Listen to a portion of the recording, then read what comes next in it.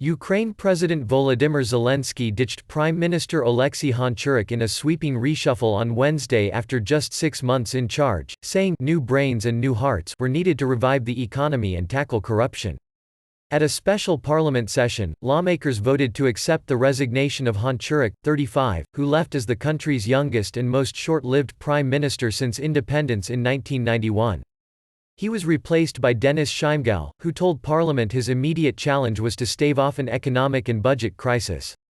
He wanted to revise the 2020 budget, cut the salaries of ministers and some officials, and also said the strong hryvnia currency had hurt exports.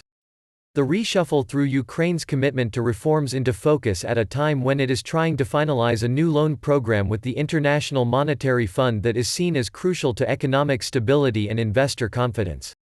Zelensky was set to bring other more experienced operators into the cabinet, signaling a change of direction for the president, who was elected last year, pitching himself as an everyman outsider who would bring new faces into politics. Finance Minister Oksana Markarova could be axed for Ihor Umansky, who was acting finance minister a decade ago under Prime Minister Yulia Tymoshenko. Speaking before the vote, Zelensky criticized the government for failing to arrest an industrial slump and for being soft on tackling graft, while seeking to reassure Ukraine's international partners of his commitment to reforms. Yes, indeed, this is the first government where there is no high-level corruption. But not stealing is not enough.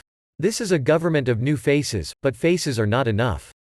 Zelensky said. New brains and new hearts are needed. Zelensky also took a swipe at foreigners being on the supervisory board of state-run firms, many of which were appointed with the backing of international donors, saying Ukrainian citizens felt like a minority on them. An actor with no political experience who played a fictional president in a comedy series, Zelensky swept to power in a landslide presidential election win last year. But his administration's popularity has sagged after patchy progress on a commitment to end the war against Russian-backed separatists in the eastern Donbass region and to fight high-level graft. Shmyhal used to work for DTEK, Ukraine's largest private energy group, owned by the country's richest man, Rinat Akhmetov. The new government is radically different because we took into account society's demand for professionals. We took people who are authorities in their fields. Alexander Kachira, a lawmaker in Zelensky's party, told Reuters. Previously, this was considered a drawback, but now it is perceived differently. Honcharuk's position had been under scrutiny since the leak in January of a recording that suggested he had made unflattering comments about Zelensky. His government also tussled with Ihor Kolomoisky, one of Ukraine's wealthiest tycoons, who has been fighting to reverse the 2016 nationalization of his former bank, Privatbank, the country's largest lender.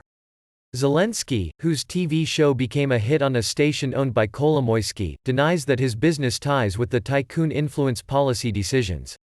In order to secure new IMF loans, Honcharuk's government had tried to pass a law on banking insolvency through parliament that would bar Privatbank from returning to Kolomoisky.